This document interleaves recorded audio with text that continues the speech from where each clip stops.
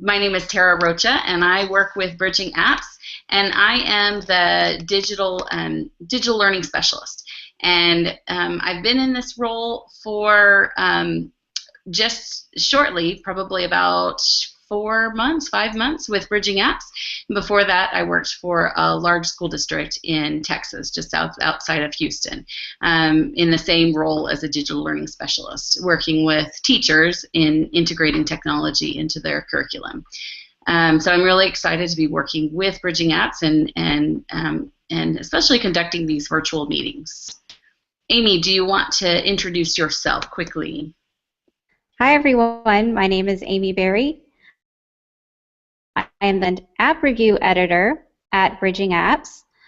I have been with Bridging Apps for about a year now.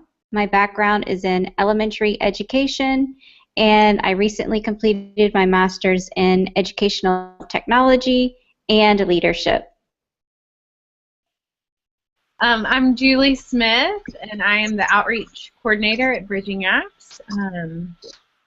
And I'm also a part of what I do is answer all the questions that you might have. So if you have a question or you need help with something, go to bridgingapps.org and click on the Contact Us button, and you will be contacting me, and I will be helping you. So I am that resource for you all who are learning to use the iPad. My background's early childhood special education, and I'm excited about helping seniors access technology. So I'm Christy Gomez-Gelka. I'm a psychologist, and I've been with Bridging Apps for just under 6 months.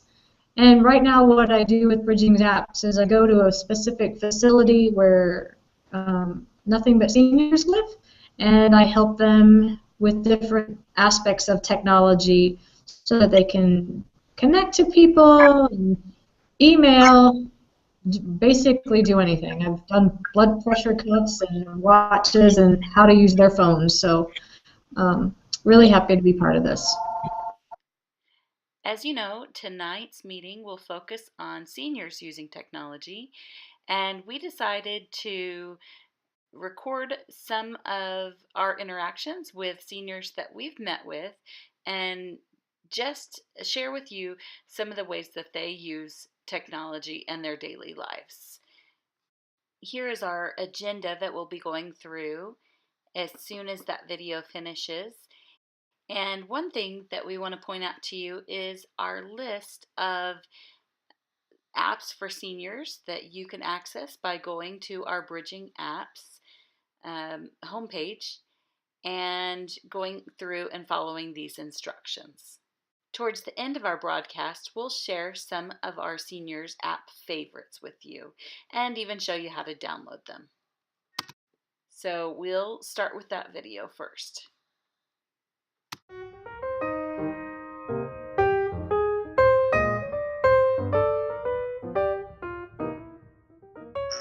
like to check on my stocks during the trading hours, the stock exchange, and I like to check on the weather. I like to check on the weather here and in where Rocky hunts in Tilden and in Utopia. Mm-hmm. I'll get interested in something like here not too long ago, I was interested in making chicken and dumplings in a crock pot.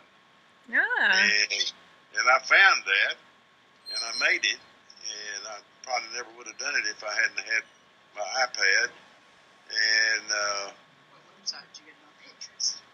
What website did you get it on? Pinterest. Pinterest. I got it out of Pinterest. Yeah. And that's where I look at recipes mostly.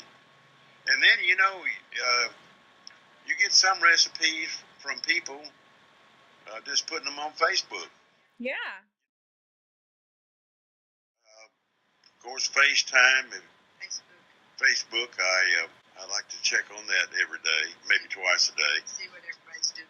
You see what's new. Not very much. I have a friend in Houston that's a journalist, and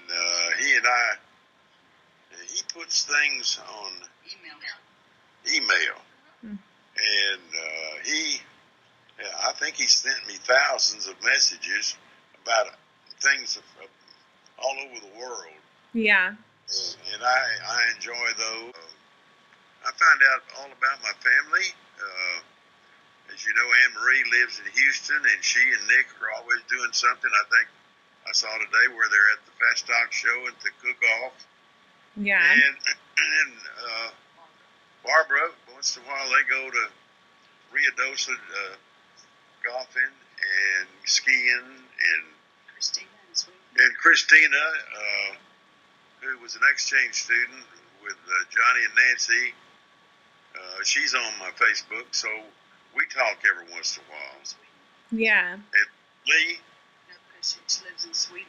And she lives in Sweden. Yeah. By the way. From Barbara, if they go golfing somewhere, they'll show me some pictures of them out on the golf course. And sometimes look at my grandchildren. Yeah. Great-grandchildren. Yeah. Yeah. Well, I never dreamed that an iPad could be used like a computer. So it's been very good in picking up email. I like it better, the pictures that are sent on email, to get it on the iPad and to send pictures and to take pictures especially. And then I keep records, medical records. It's so good on the I guess it can be kept on the iPad, but I can do it on the laptop. The records, medical records for my husband and for me. Correspondence is good. I use it with some of our social things of making greeting cards and that type of thing. So it comes in real handy. All right. I didn't know anything about computers. When I bought a computer, I brought it home and put it in a box, put the box on the floor, and spent a week reading the information before I ever opened the box. I went down and bought a computer, and it turned out to be a French computer. I was happy with it, and I used it a long time. Did you use where I can play bridge on the computer, and I do that, quite regularly. It's pretty good, and it doesn't take a long time to bring it up on the screen, and you get all set to play bridge, and you can play 3 games, or 2 if one twosome wins the first 2 games, then you're finished for the day. It won't do anymore. It's not bad though. It's Okay. good, especially if I win.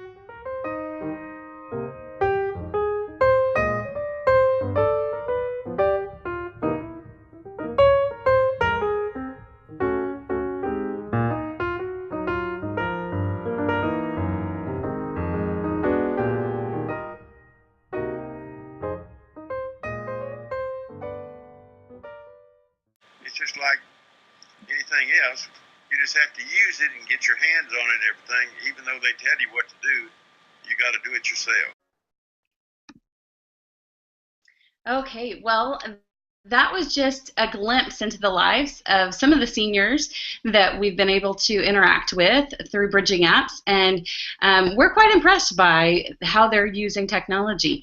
Again, their ages range from 84 to 94, as you may have seen in the video, and just the span of ways that they use technology was pretty impressive. We want to show you some resources that we have come up with, and we just want to share with you on our website. Okay, so you're first going to go to our Bridging Apps website, and you'll just open up a browser window, and this could be done on a computer or on your device, whether it's an iPad or an Android tablet. You're going to type in www.bridgingapps.org. And when you get to the home screen, you'll know you're there because that's where you arrive when you type in the web address. But you'll see some pictures that kind of slide through. And these are just sliding through automatically. We actually want to land on this page, Resources for Senior, but if it jumps to the next screen, that's okay. You could either wait for it to come around again, or these little left and right arrow keys, you can click on those to get to the slide that you want. So I'm going to stop at the Resources for Seniors page, and then I'm going to click on the Get Started button that's teal. When I click my mouse on it or hover my mouse over it, it will change from red to teal. And it takes me to this screen right here where it says Seniors and Caregivers. And this is actually a collection of resources that we've been putting together for our seniors and caregivers. There is a button here to join our community, which we'd love to have you sign up. So I'm just going to click on that tab, and it lets you register for the site. If you haven't already done so, I would highly recommend it so that you can be included in our weekly newsletter that goes out with all of our new content and any things that we'd like to highlight throughout the week. There is a quick little video here with some of the seniors that we've been working with. The video that we actually showed you to start off with, our broadcast this evening, that is not included on here yet. So these are actually some other seniors that we've been working with. And so that's something great for you to watch. And then there's some information in here, learning the basics. I can click on the Get Started button, and I will see some helps for setting up your device, some how-to videos, setting up your iPad for the first time, or setting up the Android for the first time. Some information on accessibility features that Christy's actually going to be going through this evening. So I could just see lots of great things, some success stories. There's lots of content in here. But your best friend when you're on this website is actually going to be the back button. So I'm going to hit that back button, and that will take me back to the screen that I was just at. And I'm going to hit the back button one more time. And then I can go further. I can go to next steps. I can go to going further. And we are constantly adding new information. So we'll put some videos on conducting Skype calls or FaceTime for communication, which you saw in that very first video that we showed you. And so I also want to share with you this last section, resources and training. And once you get to this, you're going to see a lot of different videos. And so you can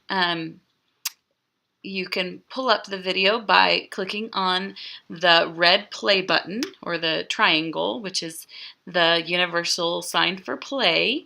You can also access the printable document. So if I wanted to create an email account, I could tap or click on creating an email account, and it's going to bring up a file which allows me to see step by step what I would do to create an email account.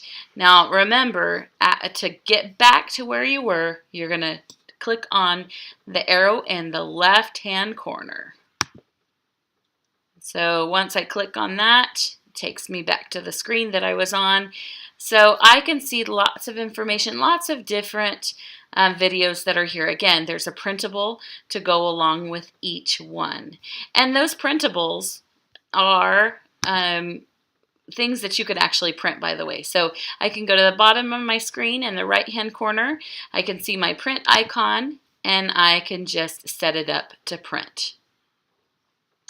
If I choose not to print it, I can actually just turn it right into a PDF. And a PDF allows me to see it later. So maybe I want to store it on my desktop. I can do that. So I'll say save.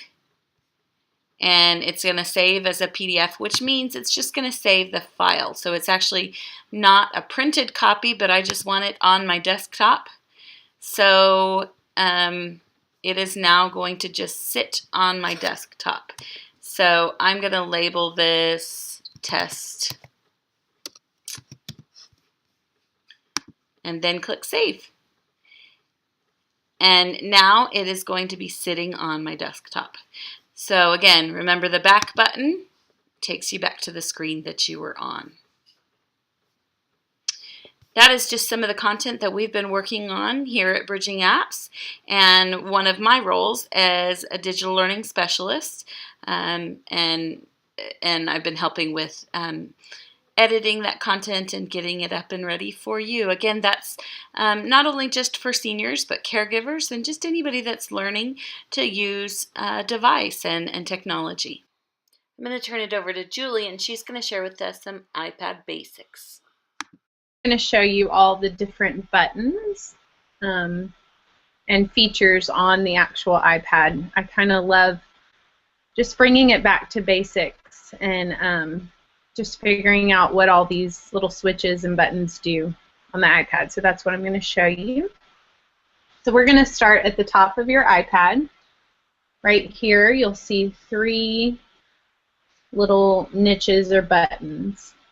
The first one right here is called the sleep wake button, and this button is what puts your iPad to sleep and wakes it up. So if you push this button, it'll wake up your iPad.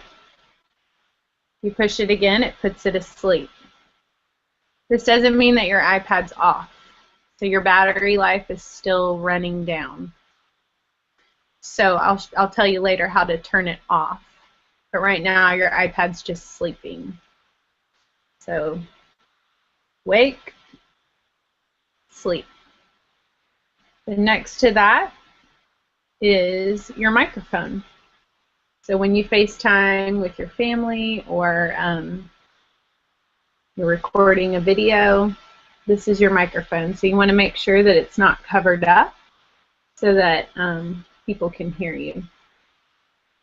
Then the last button or thing on your iPad is your headphone jack, and that's where you can plug in your headphones so that you could not have them coming out of your speaker on your iPad, but coming through your headphones. All right, the next thing I want to show you is your home button right here. This is also your wake up button. So the home button, no matter what you're doing or what app you're in, you can press the home button at any time and it will display your home screen. So if you go into this iPad and you go into an app by touching your app, Total Math. if you want to leave the app and go back to your home page, you press your home button. Okay? So that's what your home button does. And then the last button I want to show you is, the last 2 things I want to show you on your iPad is the ring or the silent switch toggle right here. So this toggle up and down is what you would use to either lock your screen into landscape, so this would be landscape when it's sideways, or this way if you want it up and down. So landscape or up and down. So you can lock your screen into either position using this toggle switch. You can also mute using this toggle switch. And when you do the mute, you're not muting everything on your iPad. It will simply make it turn off alerts, notifications, sound effects, or game audio. So you could still hear movies, you could still hear your videos. So it's not turning everything off, just kind of alerts. And then right under that, right under your ring silent switch toggle thingy, is your volume button. So here's where you can turn your volume up and down on your iPad. You can see, I don't know if it's kind of a glare, but my volume going up and down, or all the way down to silence it. And then on the face of your iPad, it doesn't show very well on my screen, but right up here is your camera. So you want to make sure that's not covered if you're trying to FaceTime or record a video. So you need to have your camera accessible. And I believe that cameras came out on the iPad too. So the first version of the iPad, I don't think it had a camera. And maybe someone can back me up on that. I can't fully remember. So those are all the different, and then the last one right here is your speaker. So that's where all the sound output is coming out off your iPad. So if this was covered up, you wouldn't be able to hear very well the sound coming out of your iPad. And then, of course, your plug-in for your charger. To turn it off, you actually save the battery when you do that. So if you hold down the button at the very top, and mine is silver, but it's just at the very top, if you hold it down, you're going to see a red bar, or depending on your operating system, or when you updated, it might be white, and it will say slide to power off. So I'm going to slide it to power it off, and then the screen goes black. This actually saves your battery, and so it's a great thing to do just to kind of keep your power. Let's go now to Amy Berry, where she will show us how to set up our home screen. So I am going to show you, Julie did such a great job showing the outside of the iPad. Okay, so once you have done what Julie showed you how to do, your home button, you turn it on over here. You have your home screen with the dock at the bottom. And if you want to move around your apps, you simply take a finger and touch whichever app you would like to move, and it sort of starts to jiggle. See if it'll focus. So if you can see them, my apps are jiggling. And then from there, you can just move them. It's a little bit tricky sometimes if you want to move it to the next screen. You have to sort of hold it over at the edge. Yeah, and it can go fast or slow. Like I said, it can be tricky, but when you first get your iPad, or even after you've had it a while, you might want to just switch things around and make it more easier for you to see. I've got the iPad in landscape mode, and I'm going to turn it to portrait mode. Some people like to fill their entire iPad or iPhone with apps, and when you want them to stop jiggling, you just press the home button again. Other people prefer to have less, or have maybe only 1, 2, or 3 rows of apps, so it's not quite so overwhelming. Also, the bottom here is the dock, and this dock stays on your screen even when you go to a second or third page of apps. So most people like to set that dock up at the bottom with the apps that they use the most. It's kind of hard to see, but you can see that I've got my music app, my mail, and also messages at the bottom. So that's how I have my dock set up. And I want to add something from up here. Down here, you just tap the app until it jiggles and drag it to the bottom.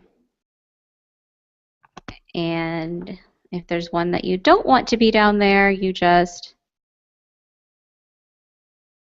drag it back. And I'm going to turn it over to Christy. With Bridging Apps, I'm doing work with seniors. So I'm going to show you some of the things that we talk about a lot to help make the iPad more user-friendly for people who have problems with their vision.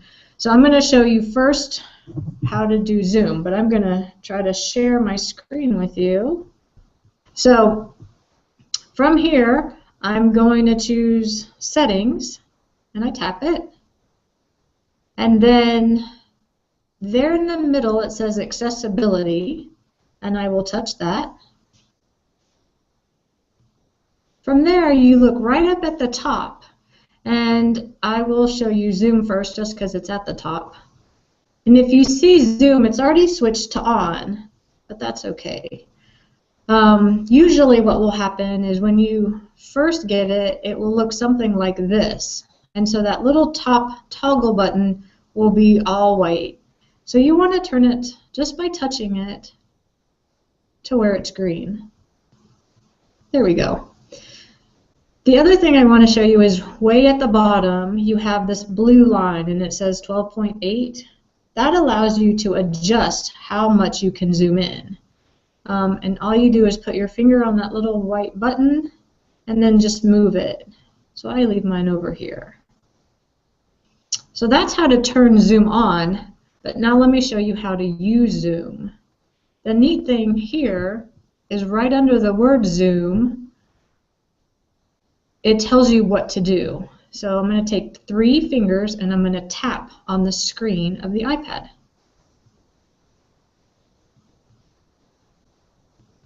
And there it is. So this square shows up, and that little oval at the bottom allows you to move the square around the screen.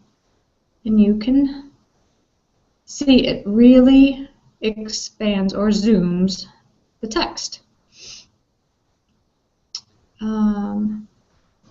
The other thing that little oval will do is if you touch it, it brings up a little menu. So if you choose zoom out, everything will go away. You can choose the full screen zoom, which means your whole screen will zoom it with this window. And then at the bottom, the other thing, again, is it allows you to change how the magnification. And I'll show you that real quick. See in the background. So we'll leave it here. And show controller is just this black menu screen. So if I touch that, it goes away. Oh, that's not right. So I'm sorry. It actually shows the controller over here on your right-hand side that allows you to get to the zoom quicker without having to use the 3-finger touch. So I'm going to hide it, and then I'm going to zoom out, and away it goes. So that's how to zoom. If I touch the word accessibility at the top, we come back to the screen I was at before, under the General tab. And I'm going to show you larger text. I love this one, honestly. So usually, just like with the other one, out of the box, your iPad is going to have it where that little toggle switch is all white. If you touch it, it turns to green, and so that means that feature is on. If you go to the bottom, you again see the little white button, and it'll show you how large the text will become based on where you move that little round circle or button. And you can see my type is getting bigger as I drag it across the screen. So you can make this as big as you want it, all the way over here. I like to keep things on the same page. So there's that. I just leave it there, and then I go back, and everything looks bigger. The menu, items, and then your text later, even in on your home screen, like the others were showing you. We are going to share with you some of, how to download an app and open it on your iPad. So, all right, so when you are at your home screen, on the far right, where it says App Store, it's a blue color. It looks like an A with a circle around it. Tap the App Store. And as we mentioned previously, some of our seniors' favorite apps are Pinterest, Facebook, and some of them like to play games. So in the top right, where it says search, and there's like a little magnifying glass, you type in the search bar what you're looking for. So if we're looking for the Pinterest app, you would just type in Pinterest.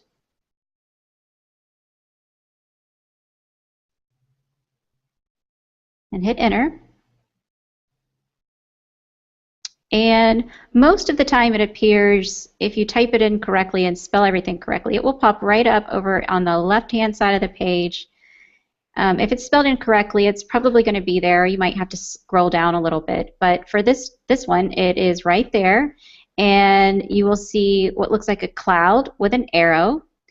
And in this case, it looks like Tara already has that app. But if you do not have the app on your iPad, you will have the box that says Get on it.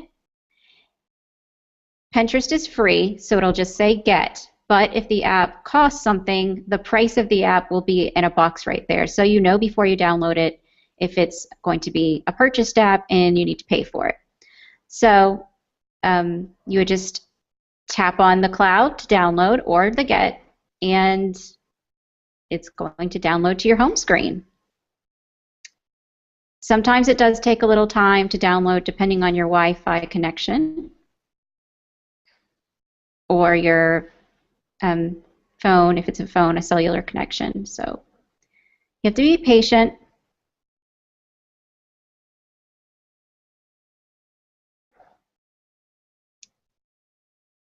And when the download is complete, you can go back to your home screen, or you can just click edit, tap edit from there.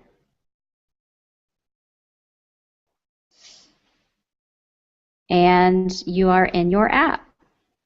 We are so glad that you guys joined us, and we are hoping that you'll be able to join us next month when we come to you with another fabulous topic. We hope that you've learned something from this Hangout on seniors. So we want to thank you all again for joining with us, and we will say good night.